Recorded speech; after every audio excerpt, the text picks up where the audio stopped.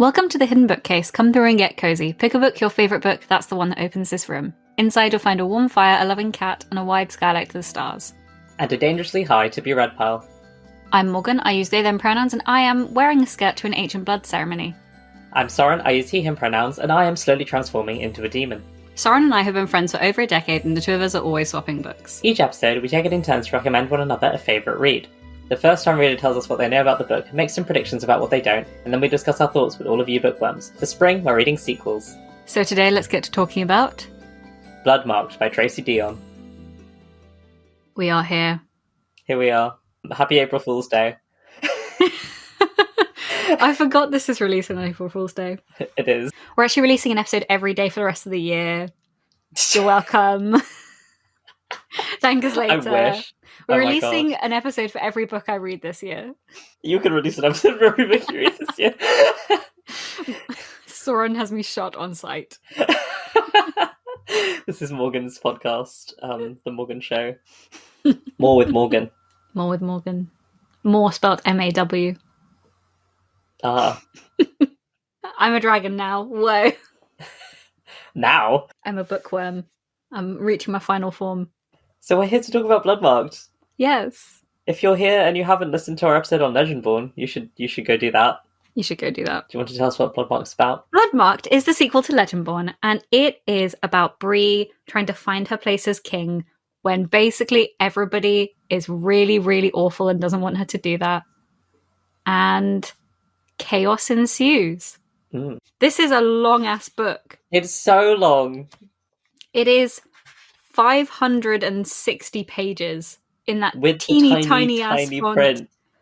The audiobook that I listened to was like 20-something hours long. I mean, Priory of the Orange Tree is 26 and a half hours. Yeah, no, this is long. This is very long. I mean, I think the most logical thing for us to do to start this is to just listen to our blind reaction, because we went into this book with the same amount of knowledge. Morgan introduced me to Legendborn. I was the one who was new on that, but we're both new on this. So yes. I think that will be a good starting point. Shall we just do that? I like that idea. Dear listeners, cast your minds back to November when Morgan went into a tattoo appointment with no books and was like, I'm going to have to lie here for 6 hours. You know what I should do? I should read this ebook that I have on my phone. It's the only one that's available from the library right now. Let's go. Do I remember a single thing that I read in that book? No. I only read the first 2 chapters maybe. I know that Bree is being locked up by everybody behind the wards, because if she dies, then the entire Scion line dies because it's built inside Arthur. I know that there's a Scottish character because my flatmate was reading them as audiobooks, and then she said that she couldn't continue with Bloodmarked because the narration of the Scottish character was not done very well. Well, I might listen to this, so we'll see how that goes. Let's talk about our theories. In the previous episode, we said it was Polly or evil or bust for Nick. So we want the three of them to get together, or Nick to go on a villain arc. Yeah, to be fair, I was thinking about this earlier, and I was thinking that the Nick Selwyn side of this triad is the least healthy, despite the fact that Selwyn literally tried to kill Bree before. So that's saying something. Mm-hmm. But, I feel like maybe they can still work it out. I'm just going to hold out hope for them. Nick and Bree are not allowed to date anymore because they're both scions. I don't think that's going to stop them. Yeah. No, it's not going to stop them. Fine. But it's definitely a thing. Yeah. I mean, I feel like this isn't really a theory, but I feel like we're going to get a lot more root stuff. Because we haven't had that much time to experiment with it. I think we're going to see more of using both kinds of magic together, and if there's an interesting effect that can come from that. Yeah. That's what we'll say. Yes. I want a crowning scene. Ooh. I think we're going to get a lot of fealty and loyalty between Selwyn and Bree, because he's her Merlin now. Oh, actually, that is one thing I do know. King's Mage oath is made between people, not between titles. Oh, okay. So he's not bonded to Bree, he's still bonded to Nick. Okay. Do you have any wild theories? We're going to see Natasia Kane. That's not a wild theory, that's just good. Ghost possession. I feel like I said this last time, but there's no way that Merlins die. I don't believe that. That's propaganda. Corruption. Mhm. Demons aren't evil. Yes. Something along those lines. We're going to get the line of Morgaine, and Morgaine's going to be really cool, badass. Maybe. Or maybe she's evil, I don't know. You know what? I would not be surprised if we don't hear from Nick this book. Like, I feel like there's going to be a gap. Ooh. I think... Well, it is a quartet now rather than a trilogy. I think we're going to pace this been officially announced.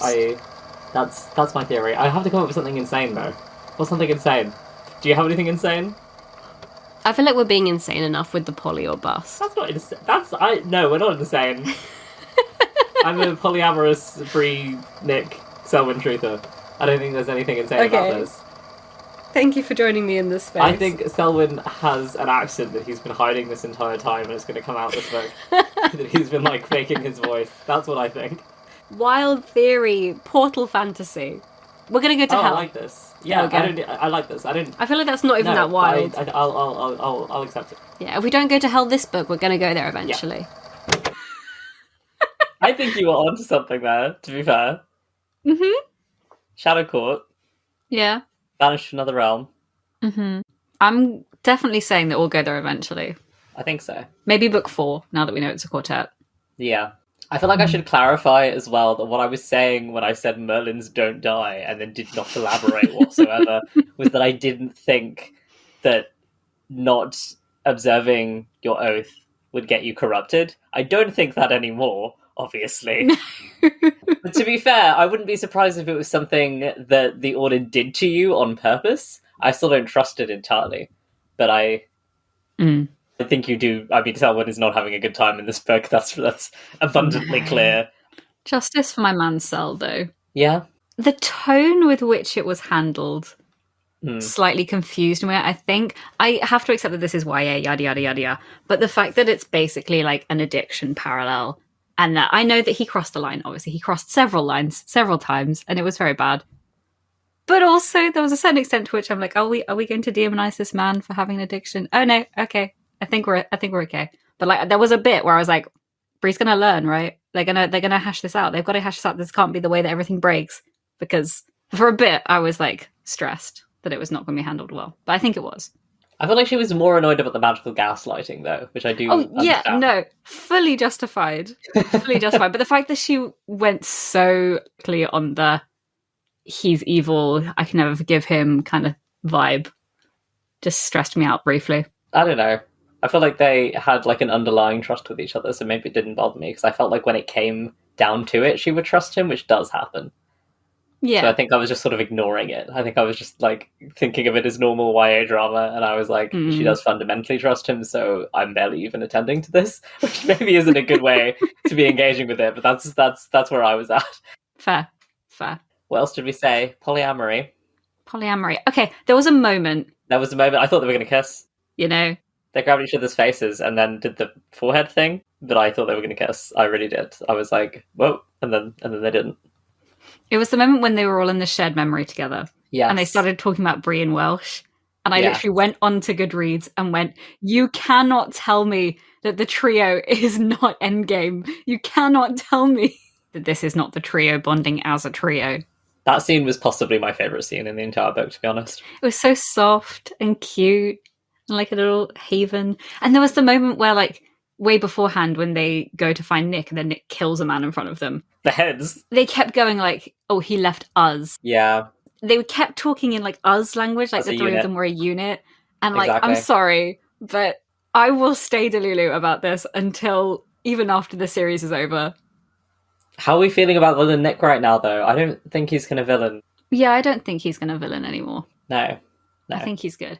I know we're saying that right after he beheaded a man, but still. I did have to recalibrate my brain slightly because they kept going, he killed a man. And I'm like, okay, what genre are we in, lads? We're in young adult, Morgan. We can't just murder people. Young adult, like, fantasy with swords. What do you think those swords are for? Yeah, but this is urban fantasy. Like, these are, like, they're normal people. They've been to school. I know. You can't just behead a man, Morgan. Why not? What kind of a barista are you? One who's very tired and deserves a sword. You know, I think you do. I agree with that. Yeah, I think I should get to behead one customer a year. That seems low. And they never know whether I've done it or not. So they're always on guard. But then shouldn't you display the heads as a warning to other customers to not be This rude? is true. But then they know that I've spent my token That's for the year. That's true. But then there's But if we all get a other people token. in the cafe, exactly. Everyone gets one. Everyone in customer service gets one. I like this. Okay, we're going off track. But yeah, I had to recalibrate my brain slightly when that happened. That's fair. But they are a unit. They are Polly. And I know there's that brief bit where Bree is like, Cell, do you still love him? And Cell's like, no, not anymore. And I'm like, okay. But he says he could. He says, I was in love with who I thought he was, but like maybe we could build something. He's very non-committal. He's not like, no, I hate him now. It wasn't like that. They could grow. And even if they don't, Bree still has two hands, and they can like be the platonic edge of the triangle.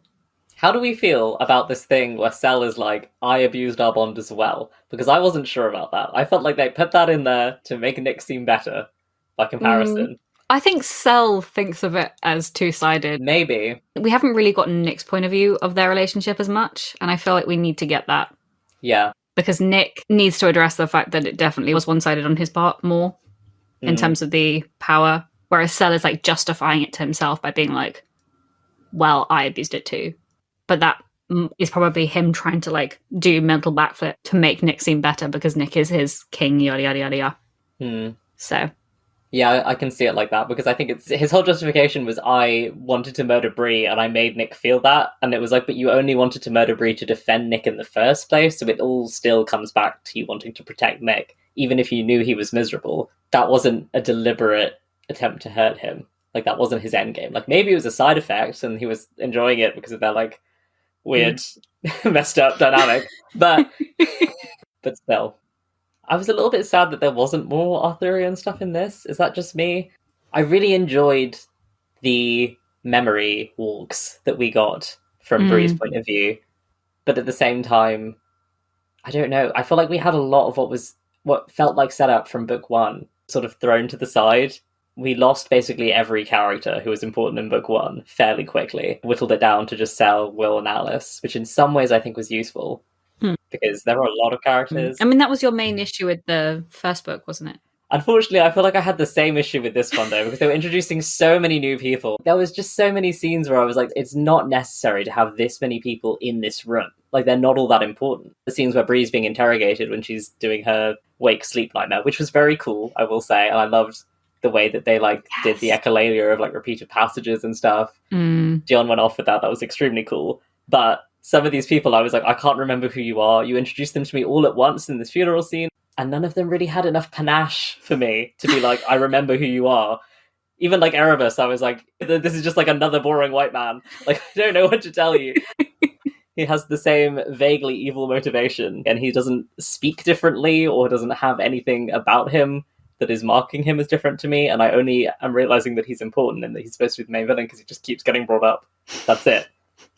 I don't know. I feel like he was distinct enough for me because he was the only one who was like, he seemed like he was almost on her side. I think I got really overwhelmed with the number of people at the beginning. The usual thing of you going, I need to understand these people, and me being like, if I need to know about them, they'll come up enough that I'll remember them. Hang on. Can we talk about Tacitus for a second? I could not... Banger name. I could not take him seriously because of his name. My context for Tacitus is just you complaining about Tacitus. A-level Latin went hard. I'll say that much. So for everyone listening, every time I heard the word Tacitus, I flashed back to sitting in our sixth form common room and hearing Morgan and some other friends being like, for God's sake, bloody Tacitus. Get to the verb. End the sentence. Stop using subclauses. I'm going to kill you. God, I hated translating that man with a burning passion. So that was all that was running through my head when I heard Tacitus, which I did enjoy that. Can I ask, what did you think of pacing in Bloodmarked? I think the pacing was a lot more even than the first book, because I know that in the first book we had the issue of the fact that everything happened very fast and at very random intervals. Whereas I feel like this one was a little bit more of a steady journey, but it was a very long, steady journey. I think the audiobooking of it helped me with the pacing because I have a lot less of an issue with pacing when I'm audiobooking because I'm not having to read the words myself. So I kind of was just along for the ride and enjoying it as sort of more of a sprawling adventure.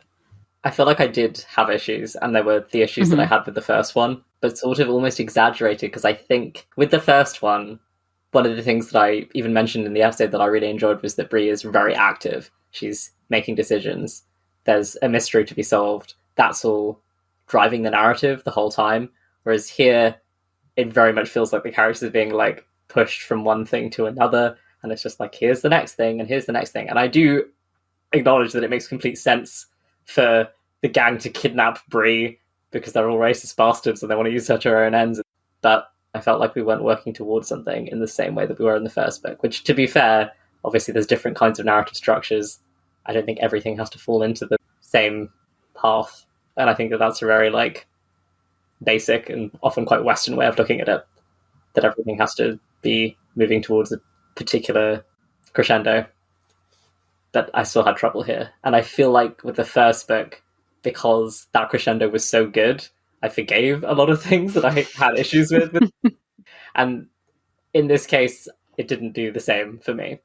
On the one hand, I can hear my professor of creative writing going, "I can see your hand," as he likes to say, whenever things feel like they're being moved by the author rather than actively chosen by the character. I remember I was thinking that while I was reading it. But on the other hand, I kind of enjoyed how she felt more out of depth in this one than she did in the first one. And it felt like everybody was making decisions around her and for her. And I felt like that really lent to the theme of the book. Yeah, no, I did like that. I don't want to undermine that because I think that was good. I think it was a lack of character consistency and motivation from people around Bree as well. Like everyone kind of just felt along with the ride. I think if people had had their own clear motivation. Sel's very much like, I want to find Nick, but then he's not actually doing that much to find Nick. He's kind of just hanging around with Bree, and obviously he's torn because he wants to protect Bree and he wants to find Nick. I understand that. But Alice is just kind of there as well to help Bree, and Will is kind of there as well just to help Bree. Maybe if their bonds had been established more concretely for me, because I had that issue in the first book as well, where I was like, I'm not super invested in these people's bonds. I don't get the sense that they care about each other on a deep level. And I feel like there's attempts, so I don't really know it's not working. Like there are little scenes that I think are really cute, like that scene where Alice is doing Bree's hair and stuff. That was adorable. But at the same time, I don't know, there's just something which is very annoying. I can't put my finger on it. Everyone's in a holding pattern for the next book. A little bit. It feels like you could take out a fair amount of characters and pare down a fair amount of the action. Yeah. And get a much shorter book and B, a slightly more dynamic book. Yeah, I think that's fair. I think there's a couple of people who are hanging around here who don't need to be here. I think there's a couple of roles that could have been condensed into one role, certain background characters where it's like, did we need to have two separate people? I don't know if it's a second book syndrome thing as well, where it just sort of feels like set up for book 3. I think potentially. Yeah. I think that's maybe why book 3 is taking so much longer than book 2 to come out, is because of the movement from the 2 books, if that makes sense. Which I have to admit worries me a little bit, knowing now that it's going to be a quartet and not a trilogy anymore, because I feel like sometimes when that happens, it means that book 3 can also be set up for book 4. It feels a little bit like, you know, when an author gets really big and so that editor stops editing them? Yeah. It feels a little bit like that. I did have that thought. But we're only on her second release, which is impressive, but also like... I feel like the beginning just took so long. Is that just me? I was like, we're so far in, like hundreds of pages in, and she's only just gotten kidnapped. We've had the funeral. Maybe it's something about the style that worked better for me in book 1, because they were in one place and they were doing a mystery, so the quite contemplative tone, where you get a lot of Bree's inner thoughts and you get a lot of her working stuff out as she goes in this first person voice, which is very like young adult classic. In this, where it was trying to be this like fast paced, like we're on the run, we're fugitives, there's like a whole chase going on like the whole time. I kept sort of forgetting because we kept going into Bree's thoughts and she would be like thinking things over in a way that felt really slow to me. Maybe that's also just like a reading speed thing. I don't read that fast. So maybe other people would be like, what do you mean? That didn't take that long. Because they read it in like a day. But I'm not like that. Did you find that you enjoyed it more once you were audiobooking it? A little bit. And I have to say, that thing about the Scottish accent, Christ, yeah. The rest of the audiobook, she was really good. So I good. love her voice. Absolutely. The emotion, the acting, the accent, I just blocked it out slightly. I wasn't ready because I obviously began with the prose, so I was like, oh, it's fine. And then Lark wasn't like in most of the middle, and then he pops back up at the end, and I was walking and I just laughed out loud in public. I really wasn't expecting it. She is a fantastic voice actor, I want to say that. Everything else, her Bree voice. Yeah. I loved what she was doing when Arthur was possessing Bree, and then we had some flickering between Bree and Arthur's voice. Gorgeous. Yeah. I'm happy I listened to that bit. first-person narrators who actually act with like their whole soul and actually like put the emotion in. Like Tatiana Maslany in the Hunger Games audiobooks, and she's like actively crying in your ears, and you're like, oh, this is like acting. This isn't just reading the book. Yeah. And it felt very much the same here, which I deeply enjoyed. I can't remember the precise line, but there was a moment towards the end where Bree shouts something, and she shouted it. She wasn't like, oh, I'm just going to say it slightly more loudly. Good vocal direction, good voice acting, incredible vibes. We'll let the accent slide. Yeah, I take my hat off to everyone in the recording booth. And to be fair, I think, if you cast for book one and there's nobody with that accent in book one, and then you get book two thrown at you and they're like, we want to use you again, you go, I can't do that. What are you supposed to do? I feel so sorry for voice actors who have to do that. They're like, I'm safe. It's all Americans. I'm fine. And then they open your book and they're like, oh. But speaking of Arthur, I loved the narrative switch to Arthur POV when he woke up in her body. I thought that was so cool. I got so excited. I got excited by that as well. I liked the attention to detail of him not knowing the words for things and describing the cars as like metal beasts. That was good. He's so funny. He shows up and he's like, yeah, I'm going to be king again. Everything's be great. And he's like, what is going on? White man discovers institutionalized racism more at 6. And I liked the way the flashbacks and everything were working with the sort of the stream of the river and then being able to call Nick in and then call Sel in. I enjoyed that. That was really cool. It's a very good mechanism. There was a lot of exposition through dialogue in this book, which is also another thing that I struggled with in book one. And so I really appreciated those bits because it was just exposition in a different way, where we were getting some weird dream sequences. Yeah. I always love it. I know some people don't like it and they're like, in fantasy, just throwing a dream in, it's such a trope, but I don't care. I would rather have like a cool fancy dream sequence than just have someone tell me something. And the way that they had their own internal logic, where like if she tried to change anything, then it went real bad. Yeah. Which is like a good mechanism of keeping her there when bad things are happening on the outside. I love Valak. Oh my god, I love Valak. I wanted to bring up Valak. I'm glad you have. Solid stand-up side character. Honestly. Just living his own life. He's so good. Absolutely iconic.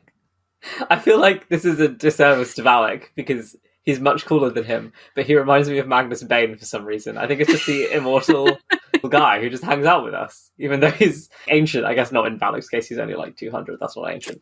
Only 200. Only like 200. How long have you been 200?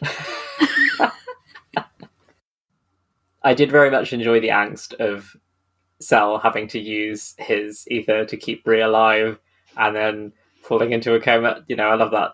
The drama. Oh, yeah. I'm here for it. The hurt comfort of it all. Yes. Oh, that was so good. That was good. The vibes. And Valak came through there. He went and got help. Yes. In our episode about book one, you were like, the magic system is confusing me. I feel like I was more confused this time. I feel like I was okay in book one. And now I'm like, what the hell's going on? A little bit. I feel like I was able to coast more easily in this book. Like I have just enough hook into the magic system that I can absorb more information about it. I think because I reread Legendborn and I re-listened to our episode and all that stuff. So I sort of mired myself back into the world enough that I understood what was going on. I will say that at one point, what is it? Alice makes a joke about Selwyn being a warlock and he's like, a sorcerer if you please. And I was like, haha, hilarious Dungeons & Dragons reference. And then we find out that warlocks are a thing in this universe. And I was like, oh, maybe he was just being touchy about the fact that he hasn't made a deal. It's like, thank you. I come by my magic in a very different way. I think that the rest of the series should be multi-POV. I think now is a great time to introduce Sel's POV and Nick's POV because they're split up. They're all doing different things. Everyone's split, yeah. It could solve some of the pacing issues. Now we also know the characters enough and they're like not really hiding anything from each other. Exactly. I feel like neither of us are worried about Sel. I feel like we should clarify. I think he's going to be fine because he's too... Yeah. I just want to say that. Because we did leave on this note of like, he might die. But to be fair, at no point did I think that he would die. He'll be fine. He's too important. He's far too important. He's going to go see his mum. That's going to go great. Exactly. Nothing can go wrong with these circumstances at all. Ooh, I have a question. Mm-hmm. How did we feel about Bree's scene where she's seeing all of the mothers throughout her line and she reunites with her mum? Because I have mixed feelings on that, but I want you to talk first if you have anything to say.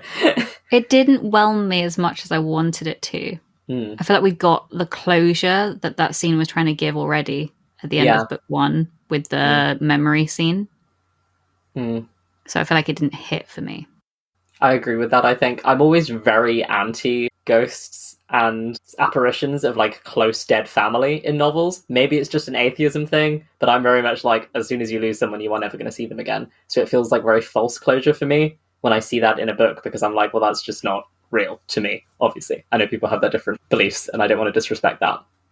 But just coming from that point of view, it always sort of like rubs me the wrong way, because I'm like, that feels like a very easy line. You know, it's the thing that people say to comfort you, like, oh, well, you'll see them again. But if you genuinely do not believe that on a fundamental level, it feels like a very hollow comfort.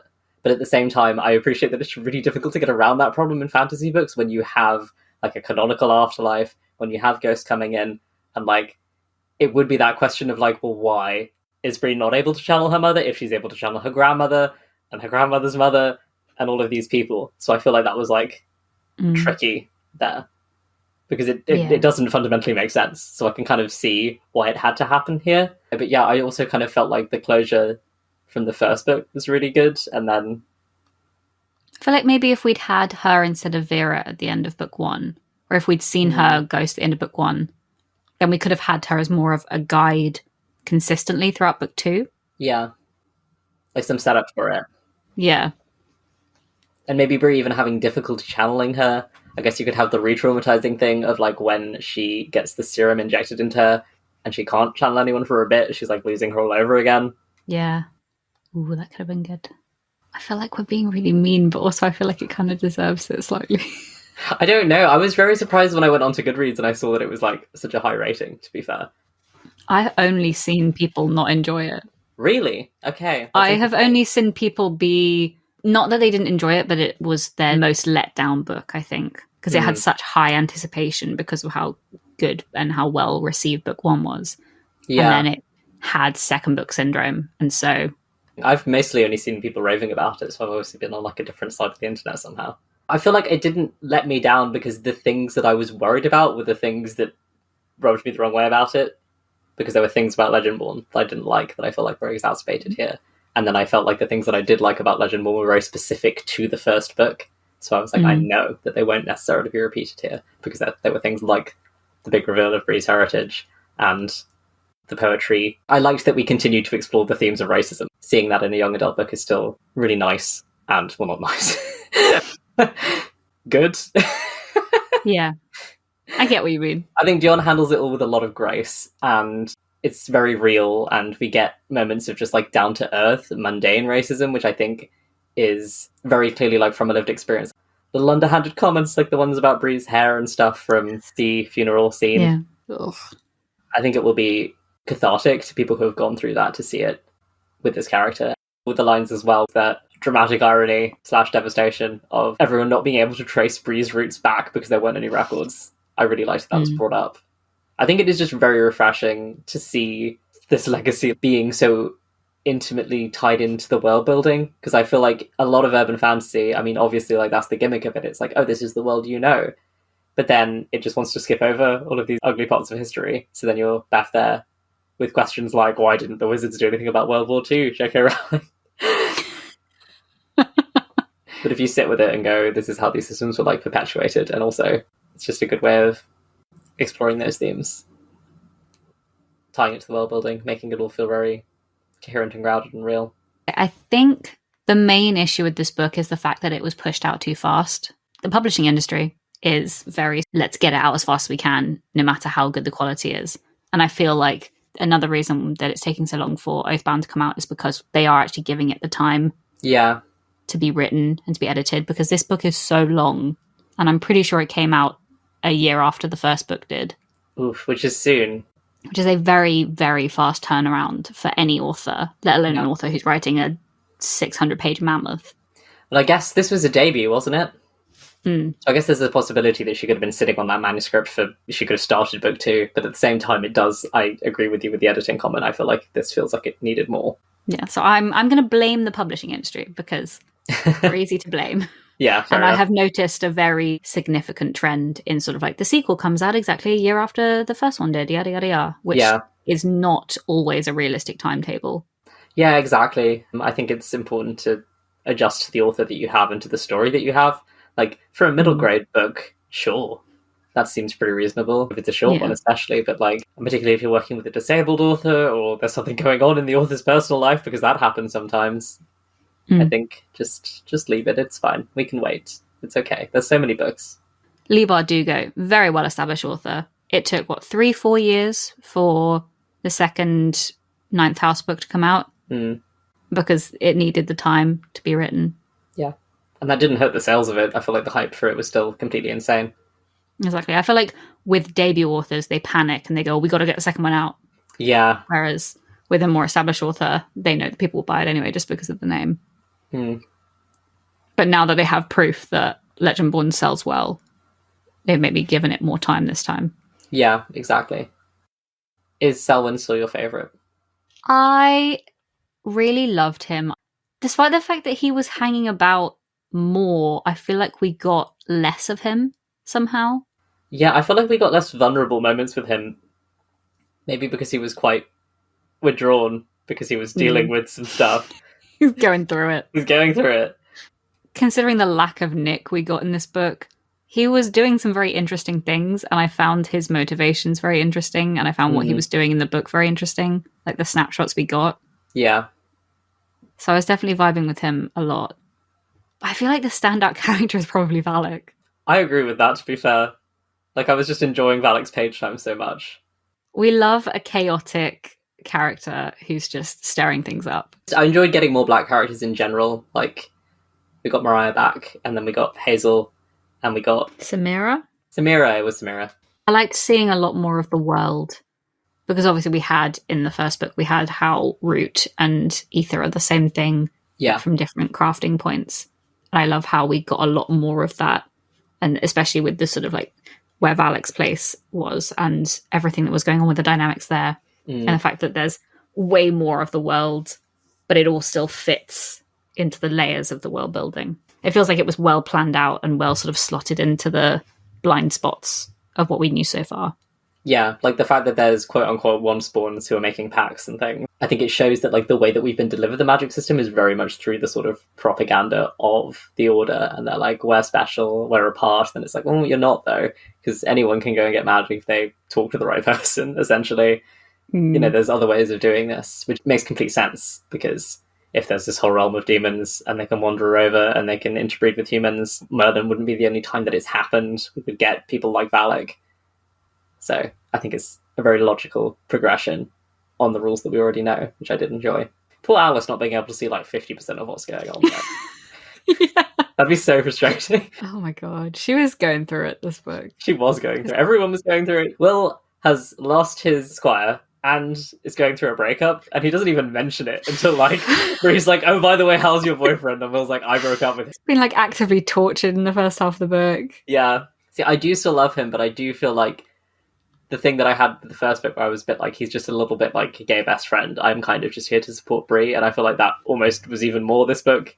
He's like, well, I broke up with my boyfriend just to follow you around, and it's like, I understand why. I understand that it's like important. The devotion, Soren, it's about the devotion. I get it, but it's just, I would like to have seen him have his own thing, even if it was just like a tiny thing, even if he was like, I want to cure the abatement, or I want to find something that can help people with the agony. It wouldn't even have to have been like at the forefront of what was going on. But if he had like a little tiny motivation for himself. I know they're setting him up with Lark, but I'm not counting that. But they're setting him up with Lark. That is cute, and I will admit it. Also, I mean, it's not really villain arc, but it kind of is, but we're getting it from Bree instead. Yes. The fact that Bree's like, yep, I will go with the big bad, actually, because we have a kind of like mutually assured vibe of like, he needs me to get better. I need to get better. I'll figure out how to get out before he kills me along the way. Exactly. I am very into and betraying everybody else and running off to do it. Which is why I think that it should be multiple point of view in book 3. I like that. Because it'd be so interesting to see that point of view. I agree. Yeah, I will say the whole like, oh, the Hunter is Erebus reveal kind of didn't really do much for me. I think it was that sort of thing of like there was such a big twist in book 1 that there had to be something for book 2, but it felt a bit... Nothing can beat the book 1 twist. Nothing can beat the book 1 twist, 1. And 2, I was kind of like, well, who else was it going to be? You know, they like even bring up other people. He's like, it could have been this guy. And she's like, nah. And I was a bit like, yeah, that's how I felt. Like, it couldn't have been anyone else. Like, there was nobody else relevant. But I did really like that she went with him. I was perusing reviews today. And so a couple of people being like, why would she do this? Why would she cut off her ancestry and go with the big bad? And I'm like, this isn't the end of the series. So I was a little bit irritated by people saying that. I feel like it is not a good decision. Personally, I think that's intentional. It's a very in-character decision. And you know what? When you have a legacy like that, it's very compelling to be like, actually, no, I'm just going to be my own person. Because there's this thing called generational trauma that messes you up. So... Whoa. I don't feel like that was Deonn saying that she was doing the right thing. Yeah, you know? That was her doing the nuclear option. Yeah. And she is now going to have to try and heal and come back from it. Exactly. I think so. Give her some trust. Give her time. Let her cook. Yeah, exactly. It's the more interesting narrative option. Yeah. Never pick the more obvious one. Yeah. Pick the interesting one. Yeah. I'm definitely excited to see where it goes. Yeah, I am still curious to see where it goes, even though I have to admit, I did kind of struggle through this. I wasn't enjoying most of it. Okay. But I still want to know what happens because I care about this world and the themes. Speaking of the third book, do we have any predictions? It's called Oathbound. Well, okay, unrelated to the title, but one, Natasia Kane. We're going to finally see Natasia Kane. This time. Yes. This time, really, for real. Please. Yes. My hot take prediction is going to be multiple POV. It's like unlikely at this point in the series, but I'm going to push that forward as my hopeful. I've seen other series like switch to multiple POV halfway through or in the final book if you're feeling spicy. I don't think Cell is going back to human. I think we're going to cure the going crazy and eating people part of it. I don't think you eat people. I think we're going to cure the unhinged part of, what's it called? I've lost it. I think Cell is going to recover his faculties, but not his body. Let's say it like that. I think we've seen Natasia posts, but also we know now that you can mesmer into looking normal. So I think that that's going to be the deal. I think he's going to have like a sick demon form. I hope he gets wings. Well, because also Natasia maybe didn't let herself go as far That's a good point. before she managed to cut herself off. I didn't think that. So I think monster boyfriend. Yeah, I think monster boyfriend. Because I feel like they were like describing it in like great detail, and I was like, that's why we're doing this, because it's cool. And I agree, it is cool. Monster boyfriend. I would be down for Nick to also go monstrous somehow. Maybe. Yes. I don't know how. Please. There's 2 monster boyfriends is better than 1. That's all I'm thinking. You know. Yes. I think everybody gets a monster form. Please. Yeah. Give it to me. I mean, Bree was whipping out wings and stuff in the dreamscape. You know. What's cooler than wings? Nothing. Oaths going to be really important, obviously. Backpedaling a bit, I liked the whole one daughter at a time for all time double entendre thing of like, that means I'm claiming you now, not that you're all necessarily going to die. I love that. I love fun little wordplay with a bargain. That's always fun. Contract stuff. Yep. Very good. That's good. So I feel like that might be... She made like another oath there, but I can't remember the exact wording about returning Cell. So maybe she's going to exploit that on her own front. I don't know. I can see Bree turning it around and being like, actually, I meant it like this, but I don't remember well enough what she said to see how she could exploit it, if she could. To be fair, she was pretty like one note. She was like, can you just teleport Cell to his mum, please? I feel like the Nick-Cell relationship will be more at the forefront again, in a more sort of like actual dynamic way. I hope so. Because obviously we didn't really know the two of them much in the first book. Yeah. We didn't, because we were only seeing them from Bree's point of view, and then in book 2, obviously they weren't with each other. Yeah. Whereas I feel like in book 3, again, going on my multi-POV bullshit, imagine a Nick-Cell team up to find Bree, but then they have to actually unpack their trauma first. And then maybe they make out along the way and they're like, oh, it's fine that we're in love with the same girl, actually. Because they have both kissed Bree now. So it's time for them to kiss. That's what that means. Legally, it's fine. Legally. Yeah, and they're like having a little like grump where they're like fighting and they're like, I just want to find Bree. And he's like, well, I also just want to find Bree. And then they make out about it and it's fine. Yeah. the narrative needs to put them into a get-along shirt in the form of a quest or a scenario. Yes. There was only one bed. Yeah. Please. I feel like they would benefit from a one-bed scenario. Yeah. I feel like Alice and Sal are going to find more common ground. Because I feel like Alice is going to be like, all right, well, I'm upset that Bree did this, but she did this for you, so you can't suck that bad. I think Alice is going to make a warlock deal. Ooh. To be fair, she was joking about becoming someone's squire. But I agree, I think she's more likely to make a warlock deal. Because one, if you're smart about the terms and you don't get abatements, it's just a better deal. Mm-hmm. You can set your own terms, and if you're not stupid about them. Yeah, and two, she wants to see everything, and she's frustrated with not being magical. I like this. I like this a lot. Although, can a scion have multiple squires if the first squire dies? I don't know. Because if they can have a second squire if their first squire dies, then maybe Alice will become William's squire. Ooh, maybe. I could also see that. And then we get some angsty abatement scenes. Exactly. Picture this with your multi-POV thing. Mm-hmm. We do like the lost hero as to Percy Jackson. Like, we don't get Bree's point of view for a while.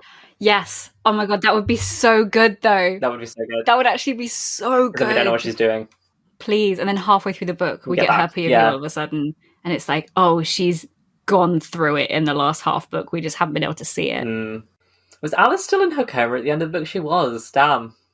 Okay, start with Alice POV, waking up like 6 months after everything happened. I'm going to get really married to this multiple POV like thing now. And I'm going to open the book and be like, Bree, I love you, but what are you doing here?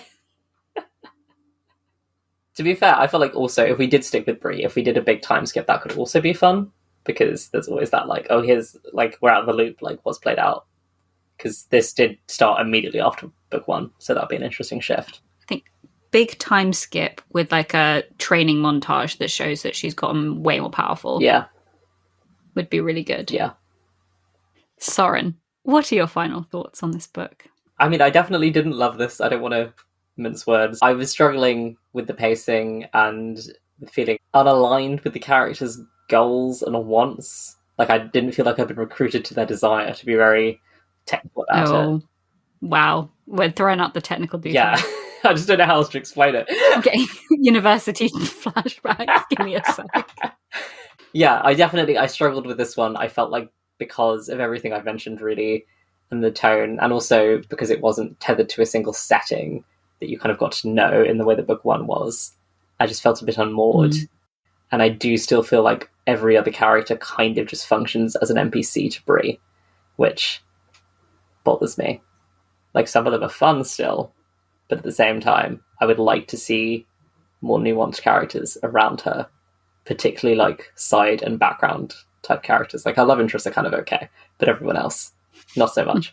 So I hope that happens. I will still be continuing with the series, and there were parts of it that I enjoyed. And I think that like Deonn is a good writer. I think Deonn is really, really good, and I think that this suffered from like falling into some YA tropes and even maybe trying to pay homage a little bit too much to the genre. It was the weirdness about book one that I enjoyed, and it was the stock YA-ness of book two that made it difficult for me to enjoy. What about you? I think because I love book one so much, book two was always not going to hit as well. Yeah. And I think because I know that Deonn is such a good writer, and because book one, especially for me, felt like a blueprint on how to write a really good and like new YA, this book, I know she can do better. Yeah, I feel like she can do better. I agree. Yeah. So I think that's why it didn't hit for me in the same way that book one did. Yeah. Like, I still really enjoyed most of it, and I still vibed with a lot of it, and was having fun the whole way through, but it could have been better. And I know it could have been better because book one was so good. I know we're wrapping up, but one thing that I did actually think was better was that I think that Deonn got better at writing fight scenes. I was following them better, and I just felt like I could picture them better. I feel like she improved on that. I just want to say that because I said that I didn't like her ones in Legendborn, and I think that improved. So yeah, the dynamics were really good. I could really visualize everything that was happening, which was good. Yeah, and they all felt very unique. So, do we have any recommendations for the Legendborn heads out there? I don't know what is there a fandom name? Do you remember when everyone used to do that in like 2012? Yeah, the Legend Hards. The Legend. Ooh. I recently read The Poisons We Drink by Bethany Baptiste, which comes out as we are recording this month. So it'll have just come out by the time this episode releases.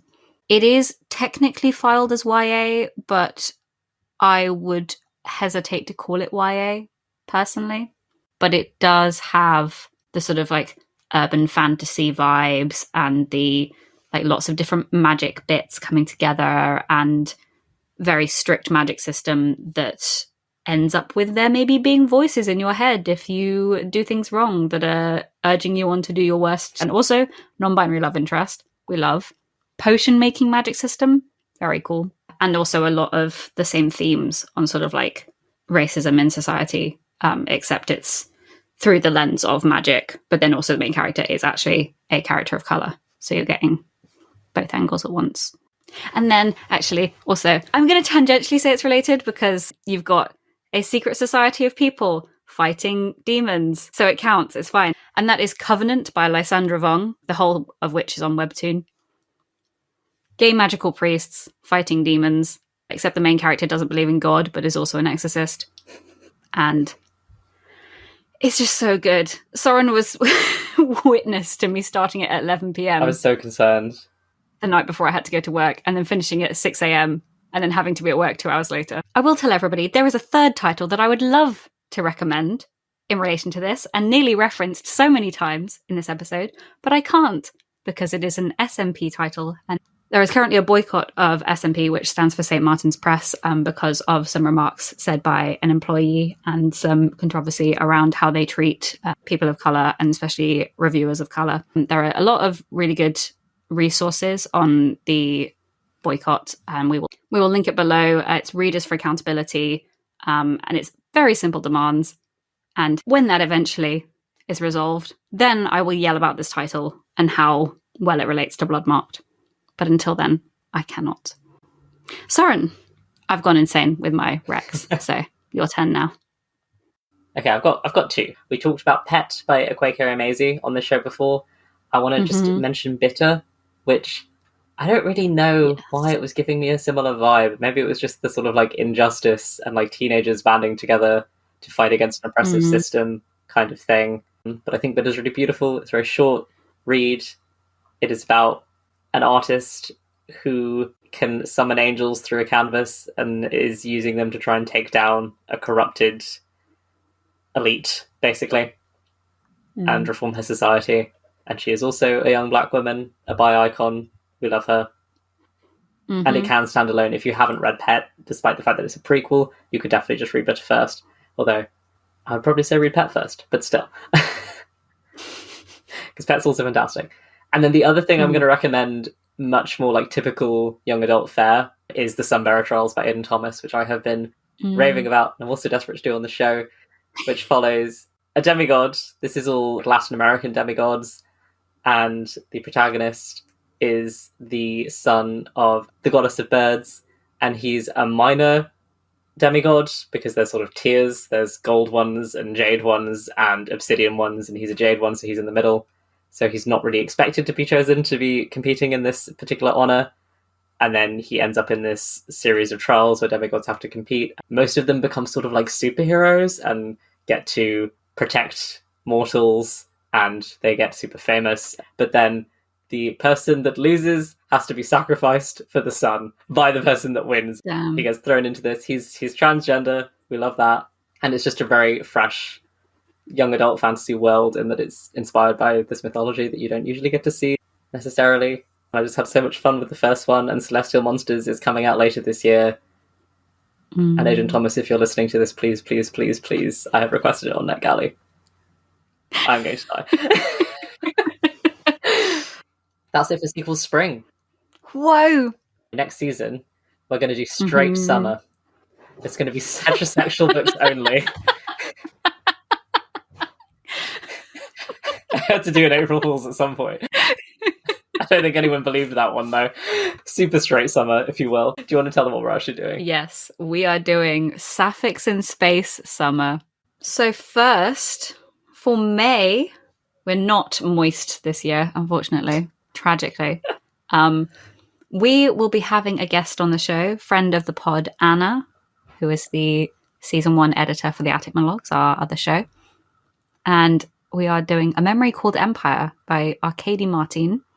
Neither of us have read it before, so Anna is the only one who has read it before. So this will be very exciting. We're going for a theme. We're doing more that neither of us have read, which is exciting. You can join us and Anna for that episode on the 6th of May. Got May the 4th, Revenge of the 5th, and then A Memory Called Empire. Exactly. Perfect Star Wars weekend. But until then, you're always welcome through the bookcase. Don't forget to scratch the cat on your way out. Thank you for listening to The Hidden Bookcase, a production of Plain R Prod. On this episode, you heard Morgan Greensmith and Soren Brywood discussing Bloodmarked by Tracy Deonn. You can find out more about this book at tracydeonn.com, and you can follow her on Twitter at Tracy Deonn. You can find The Hidden Bookcase on Twitter at Hidden Bookcase, and on Instagram, Facebook, Tumblr, and TikTok at Hidden Bookcase Podcast. Find out more about Plain R Prod at plainrprod.com.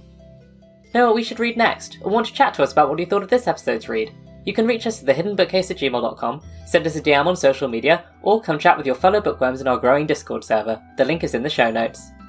Want to support The Hidden Bookcase? Support us on Patreon for bonus episodes, audio outtakes, playlists, and other extras, or consider leaving us a rating or review or telling a friend how to find us. Your whispers are the best way for bookworms to discover our show. For the summer, we'll be reading books featuring sapphics in space. For our next episode, which will be out on Monday, the 6th of May, we'll be discussing A Memory Called Empire by Akwaeke Emezi alongside special guest Anna. We hope to see you then, and in the meantime, you're always welcome through the bookcase.